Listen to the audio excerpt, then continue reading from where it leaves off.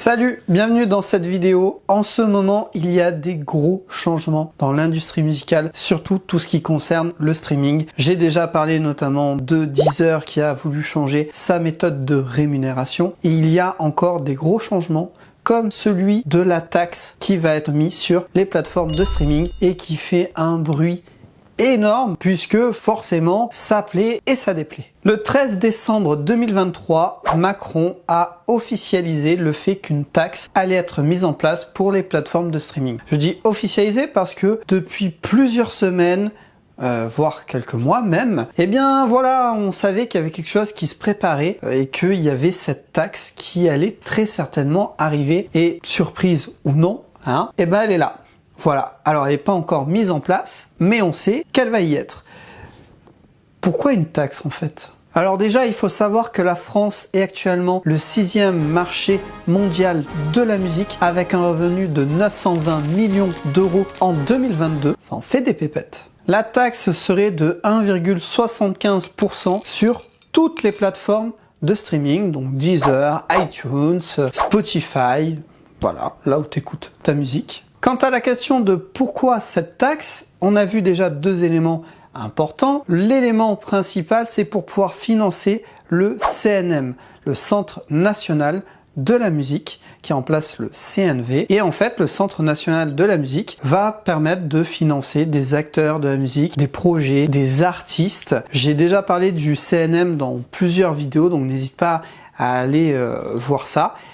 Voilà, ça sera une contribution financière grâce à cette taxe. Suite à cette annonce, Antoine Monin, DG de Spotify, a réagi et a dit, je cite, « L'entreprise reverse 70% des royalties, paye 20% de taxes, plus 3% de taxes sur les services numériques, plus 5% de taxes sur les services vidéo, et maintenant 1,75% de taxes. » Et il y a un autre acteur important et français qui a aussi réagi, c'est Geronimo Folguera, PDG de Deezer, qui a dit, je cite, « C'est dommage d'en arriver là, d'autant plus qu'il y avait un consensus dans l'industrie pour une contribution volontaire, à l'exception d'Amazon Music.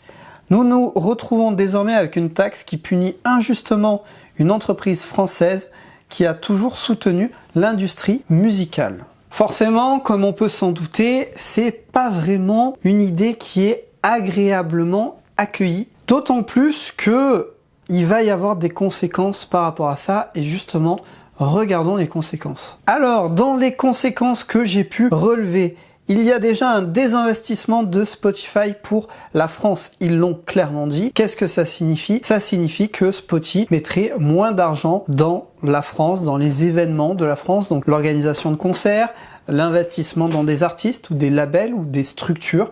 Voilà, beaucoup moins d'argent pour ce genre de choses. Donc déjà, ça peut être moins cool pour les artistes qui pouvaient être soutenus par des plateformes de streaming. Deuxième conséquence, une possible hausse du prix des abonnements de 10% au moins. Ça aussi, ça a été dit, pour pouvoir encaisser cette taxe, eh bien, il va peut-être falloir augmenter les prix. Ça, c'est sans doute la conséquence que tout le monde a dû s'en douter. Troisième conséquence, un développement de l'entreprise réduit. Alors quand je dis l'entreprise, c'est notamment Spotify et Deezer, puisque ce sont les deux seules uniques entreprises d'Europe et qui donc vont être beaucoup plus perdantes, comme a pu le dire le DG de Spotify, face aux entreprises américaines qui vont pouvoir encaisser plus facilement cette taxe. Ça leur fera moins de mal en soi. Quatrième conséquence, un soutien aux artistes et aux acteurs de l'industrie musicale réduit. On en revient à cet investissement pour la France.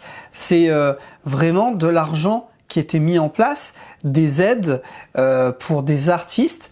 Et là, le robinet il risque de se fermer, de se couper. On le voit peut-être pas nous qui écoutons de la musique ou nous petits artistes ou enfin voilà, mais les plateformes de streaming sont pas un diable comme certains le disent. Elles aident malgré tout au développement et aussi à faire découvrir de nouveaux artistes. Cinquième conséquence, les plateformes de streaming européennes, donc Deezer, Spotify, auront un désavantage face aux autres plateformes de streaming américaines, notamment comme Apple Music ou encore Amazon musique. Je veux être précis sur ce point. On le sait, en France, on est un peu champion pour les taxes.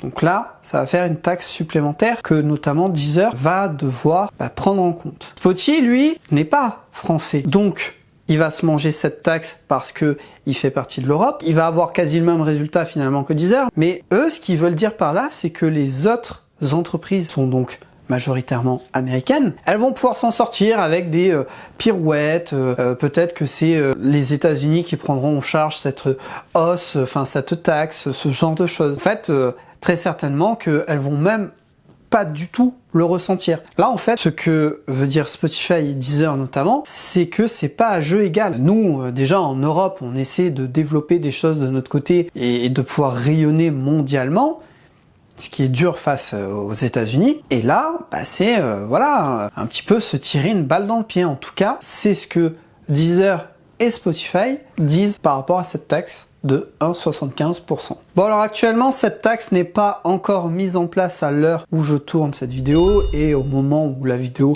va sortir, normalement la taxe ne sera toujours pas en place. Elle va arriver là en 2024. C'est pas impossible qu'il y ait encore des ajustements, des changements, mais moi, ce que j'en pense. Il y avait d'autres pistes qui avaient été étudiées, notamment, comme a pu le dire Deezer, qu'il y avait eu un consensus où les divers acteurs étaient prêts à se réunir, à faire un effort, à mettre de l'argent. Donc ça aurait pu être une piste. Là, hop, on met directement une taxe qui va permettre de financer le CNM.